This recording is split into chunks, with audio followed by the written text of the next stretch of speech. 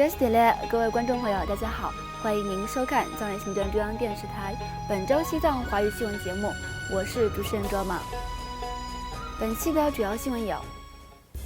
达赖喇嘛尊者向美国基础教育工作者发表讲话；格尔登寺僧人洛桑群培遭中共当局拘捕；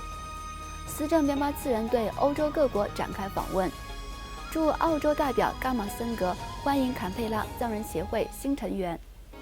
2021年寻找共同点国际研讨会在台北召开，驻北美代表出席达赖喇嘛尊者荣获美国国会金质奖章14周年庆祝活动。下面请看详细内容。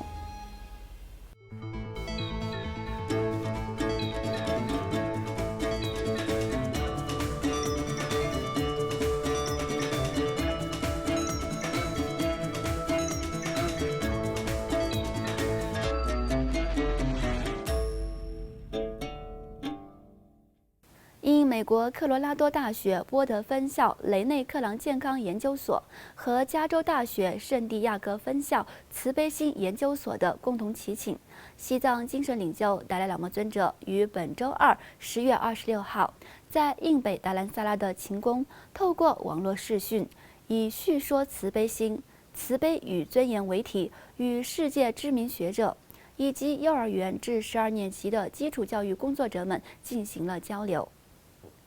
达赖喇嘛尊者在致辞时谈到了在现代教育中注入慈悲理念的重要性。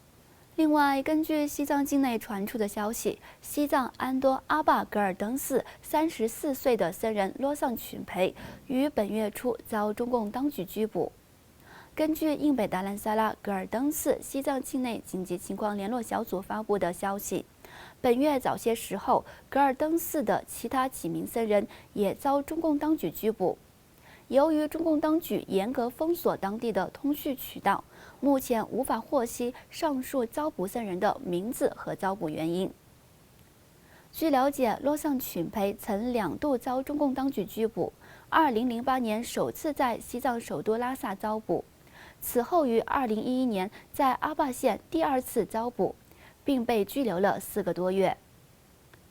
此外，在结束对印度东北部藏人社区的一系列访问行程后，司政边巴次人于本周三10月27号展开自今年5月担任藏人行政中央领导人以来对欧洲的首次访问。在抵达意大利后，司政边巴次人在博尔扎诺会见了欧洲研究中心主席罗兰普森纳先生、冈瑟克罗尼亚博士和其他研究人员，并进行简短的交流。10月28号，在外交与新闻部秘书长嘎玛曲英和驻日内瓦办事处代表齐美仁增的陪同下，司政边巴次人会见了意大利南蒂罗尔省主席阿诺康巴切博士。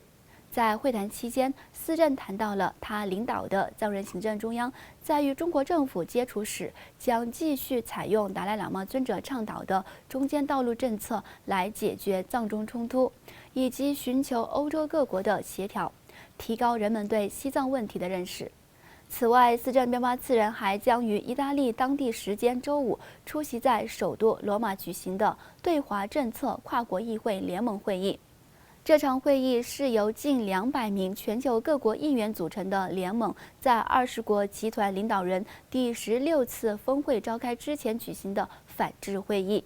要求与会各国对中国政府采取更加强硬的立场。在结束对意大利的各项访问行程后，司政边巴次人将于11月1号至2号在瑞士参加藏人行政中央驻日内瓦办事处和外交与新闻部联合举办的2021年日内瓦论坛。另外，藏人行政中央驻澳洲办事处代表伽马森格于上周六10月23号出席了坎佩拉藏人协会新旧主席交接仪式，并欢迎新当选的正副主席和执行委员会成员。在坎佩拉的藏人协会于近日举行的正副主席选举活动中，选出新主席格桑次仁先生和副主席丹增卓玛女士，以及11名执行委员会成员。与此同时，由藏人行政中央驻台湾办事处和在台藏人福利协会自2014年起联合举办的“寻找共同点”国际研讨会，于上周六10月23号在台北市集思台大会议中心洛克厅中召开。本次“寻找共同点”国际研讨会邀请了各国华人以及西藏、蒙古、东突厥斯丹、台湾、香港的专家和学者、政治家、活动家和社会工作者在内的60多名各界人士参加了会议。与会各界深入探讨了中共独裁统治下各民族的困境，以及中美新格局下西藏、新疆、蒙古、香港和台湾的变局，并对西藏自由事业给予了坚定的支持。请继续关注本期节目的最后一则新闻。因华盛顿特区藏人协会的邀请，藏人行政中央驻北美办事处代表和工作人员于上周五10月22号出席了达赖喇嘛尊者荣获美国国会颁发金质奖14周年的庆祝活动。驻北美代表欧洲次仁先生在活动上致辞时，谈到了保护西藏语言和文化的重要性，并呼吁美国为主的西方国家向中国施压，要求中国恢复与达赖喇嘛尊者代表间的和谈。另外，为了加强北美各地藏人儿童学习藏语的环境，驻北美办事处于上周六10月23号召开了北美地区周末西藏文化学校校长网络会议。驻北美代表欧洲次仁先生在会议上谈到了在中国政府的统治下，境内藏人在语言和身份方面所面临的威胁，并呼吁北美各周末藏语学校努力保护西藏的语言和文化，向藏人儿童提供更多学习藏语的环境和条件。各位观众朋友，以上就是本期节目的全部内容。欲了解更多有关西藏境内外的讯息，请登录屏幕下方的网址。感谢大家的收看，我们下期节目再会。